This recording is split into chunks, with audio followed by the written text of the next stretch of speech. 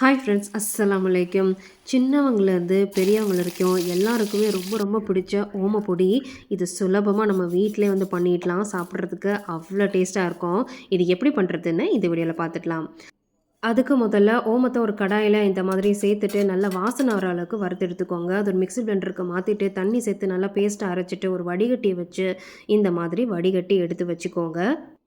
இப்போ ஒரு பவுலில் கடலை மாவு, அரிசி மாவு, உப்பு, பெருங்காயத்தூள், அதுக்கப்புறமா மஞ்சள் தூள் இது எல்லாத்தையும் சேர்த்துட்டு நல்லா வந்து மிக்ஸ் பண்ணிக்கோங்க. நம்ம ரெடி பண்ணி வச்சிருந்த ஓம தண்ணியும் இதில் சேர்த்துட்டு நல்லா ஒரு வாட்டி கலந்து விட்டுடலாம். இப்போ கொஞ்சமாக தண்ணி சேர்த்து நல்லா ஸ்டிக்கி கன்சிஸ்டன்சியில் இந்த மாதிரி பிணைஞ்சு எடுத்துக்கோங்க. இந்த மாதிரி தான் இருக்கும். இப்போ சூடான எண்ணெயை இந்த மாதிரி ஒரு சின்ன குழிக்கரண்டி அளவுக்கு எடுத்து இந்த மாதிரி இதில் விட்டு லைட்டாக வந்து பிணைஞ்சு எடுத்துக்கலாம். மாவு வந்து இந்த மாதிரி லைட்டாக கொஞ்சம் ஸ்டிக்கி கன்சிஸ்டன்சியில் தான் இருக்கும். இப்போ நம்மளோட இடியாப்பம் அச்சு இருக்கும்ல, அந்த சைஸ் அச்சு இருக்கிறதுல சின்ன சைஸ் அச்சு வந்து எடுத்துக்கோங்க. அப்போ தான் ஓமப்பொடி வந்து நல்லா வரும். அதில் வந்து சேர்த்துட்டு நம்மளை சூடான எண்ணெயில் இதை வந்து அப்படியே பிணைஞ்சு விட்டுற வேண்டியதான். அடுப்பை வந்து ஃபுல்லாக சிம்மில் வச்சுக்கோங்க, இல்லைனா டக்குன்னு இது வந்து கரிஞ்சிடும். ஒரு பக்கம் நல்லா வந்து பொரிஞ்சு அந்த சவுண்டு வந்து அடங்கினதும் இன்னொரு பக்கமாக சேர்த்துட்டு லைட்டாக வந்து பொரிச்சு எடுத்ததுக்கப்புறமா இதை எடுத்துடலாம். இதே மாதிரி எல்லாத்தையுமே வந்து பொரிச்சு எடுத்துக்கோங்க. கடைசியாக கொஞ்சமாக வந்து கருவேப்பிலையும் அதே எண்ணெயில் சேர்த்துட்டு பொரிச்சு அது மேலே வந்து விட்டுட்டு லைட்டாக வந்து எல்லாத்தையும் மிக்ஸ் பண்ணி விட்டுட்டிங்கன்னா நம்மளோட சூப்பரான ஓமப்பொடி அட்டகாசமாக ரெடி ஆயிடுச்சு.